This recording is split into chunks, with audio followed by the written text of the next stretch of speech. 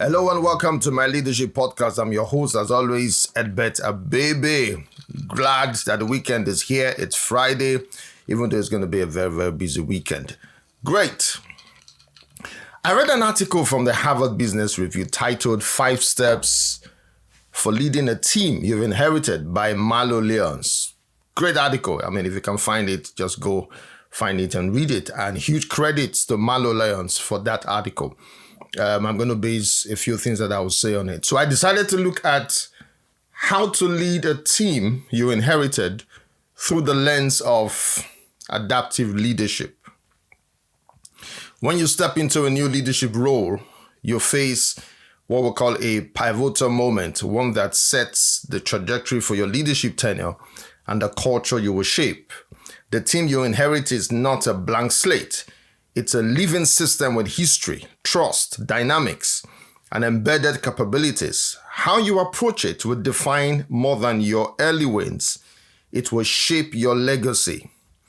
In some circles, particularly where you have authority figures that we call leaders, are authority, title, and their position crazy.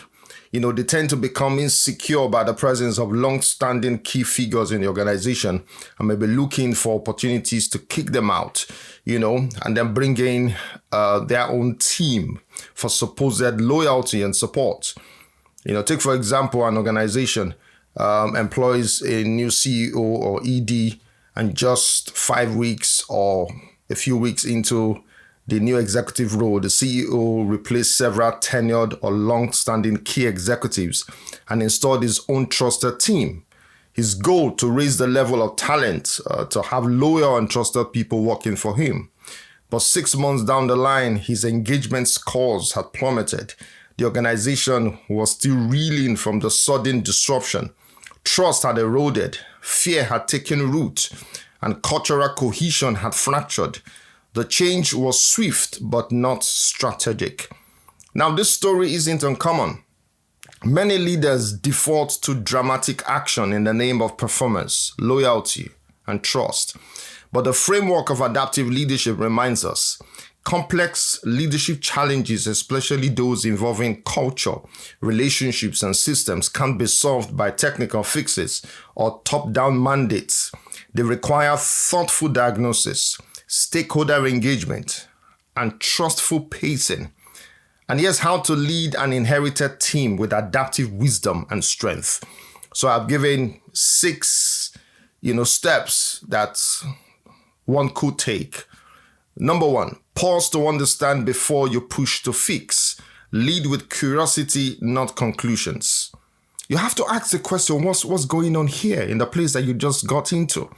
And that's the first question to ask for an adaptive leader.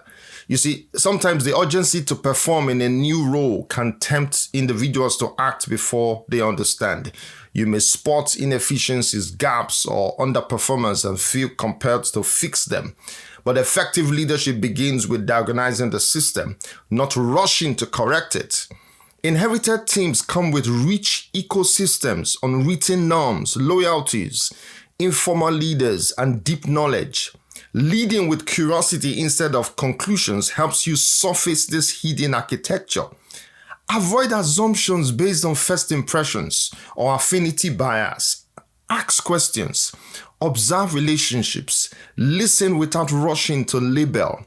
Use tools like one-on-one interviews with each team member, stakeholder feedback from peers and direct reports, historical performance reviews and engagement surveys, 360-degree feedback instruments. Map the team's ecosystem. Understand formal roles and informal influence. Who do people turn to for advice? Who has institutional knowledge? Who is disengaged?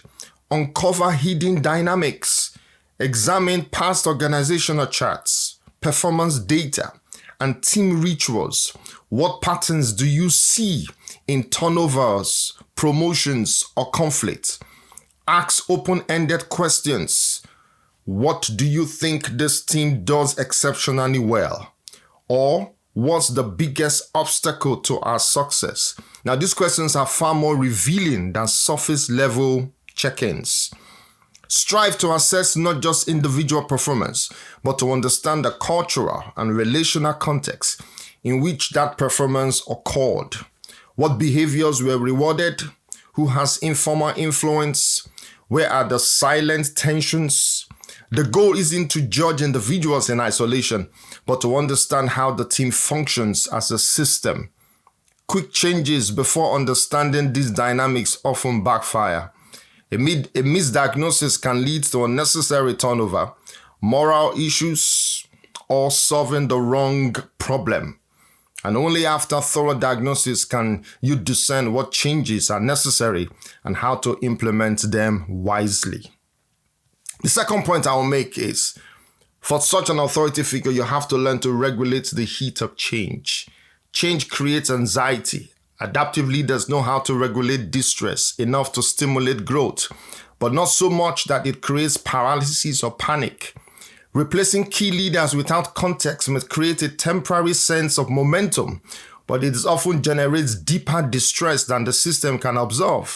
Sudden changes spark rumors, activate survivor instincts, and silence feedback.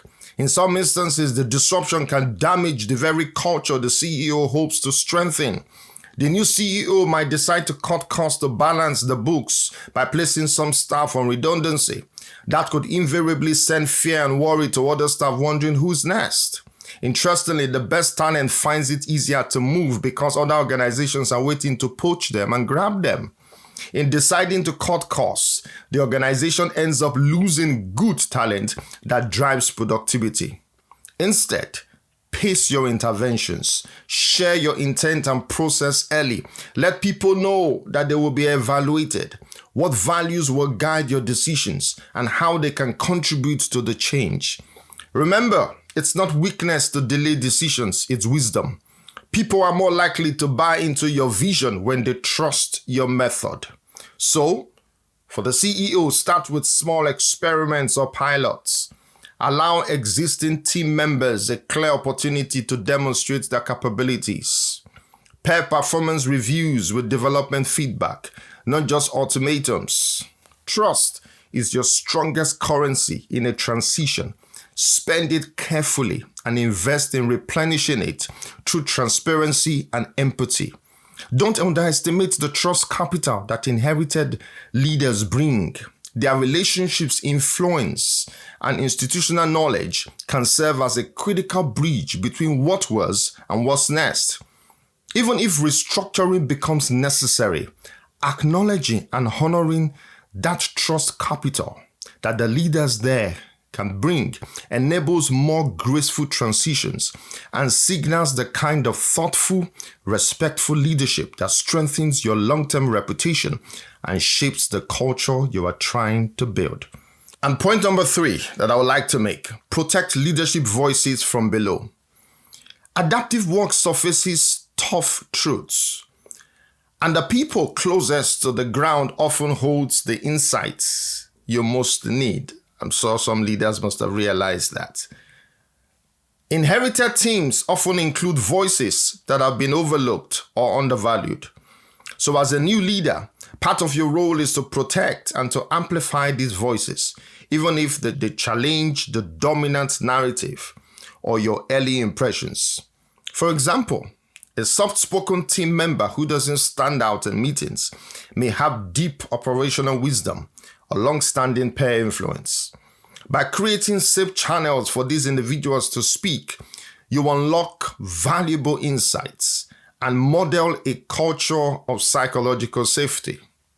So you can invite team members to reflect on what's working and what's not. Ask who in the organization they admire or learn from and why. Set up anonymous channels for honest input on cultural or systemic issues. Create protected spaces for candor. Psychological safety doesn't happen by accident. Use small group listening sessions, anonymous surveys, or confidential feedback channels. Elevate informal leaders. Every team has quiet influences. They may not have titles, but they hold moral authority or credibility with peers. Watch for silence. Who isn't speaking in meetings? Who holds back during change initiatives? Silence is often a signal of risk, not apathy. This isn't just about inclusion. It's a core part of adaptive work. Retransformation depends on seeing reality clearly, and often those lower in the hierarchy see it best. Protecting these voices is both practical and symbolic. It signals that leadership is shared and that change is a collective effort, not a command and control maneuver. And my fourth point is, I would advise the new CEO, is empower leaders to lead the way. Don't own all the answers. Your role as a leader isn't to solve every problem. It's to mobilize the team to take ownership of challenges that require them to grow. When new leaders impose top-down changes, they often rob the team of agency. Instead of fostering ownership, they create dependency or rebellion. Adaptive leadership calls for a different approach, giving the work back, like we will say. Engage your team in co-creating solutions. Who's the biggest opportunity? What's the biggest opportunity we need to seize? What would success look like in 12 months? Where are we getting in our own way? Create structured forums like strategic offsites, working groups, or design sprints where team members can shape the future. Encourage experimentation and shared accountability. You may still need to make tough decisions about roles or structure, but when you do, make those decisions transparent and principled, not mysterious or impulsive. And my fifth point is balance preservation with purposeful transformation. We are reminded that adaptive leadership change means figuring out what to preserve from the past and what to let go of to move forward. The tension is at the heart of leading an inherited team. Yes, you bring fresh eyes and a new mandate, but don't discard institutional wisdom or trusted relationships too quickly. The real art lies in honoring what's working while shedding what's holding the team back. So you need to ask, what values or practices are core to this team's identity? What legacy strengths should we protect? What habits or assumptions no longer serve us? This balance builds continuity and coherence even during transition. It signals respect, not rejection, and it increases your chances of sustainable, people-powered change. And my sixth point is shape culture as you shape strategy. How you lead in the early days, how the leader leads in the early days sends strong cultural signals. People are watching, not just what you change, but how you change it. Are you thoughtful or reactive, inclusive or transactional, strategic or sweeping? Your early actions become the story people tell about your leadership. They will echo long after the organizational chart has shifted. So lead with both urgency and patience. Act with clarity, but also with humility. Be decisive, but only after listening deeply. That's not weakness, it's adaptive strength. Culture is not a backdrop. It's the water your strategy swims in. And culture is shaped by your early leadership signals. How you show up, how you communicate, how you make decisions. All right? Other things to also apply is make values visible.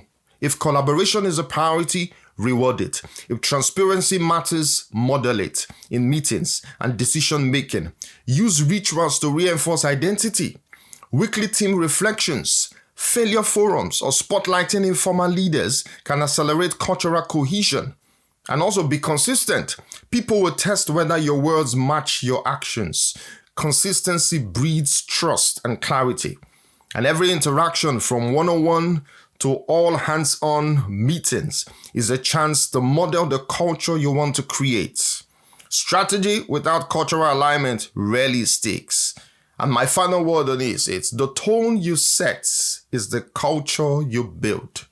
You don't inherit just a team.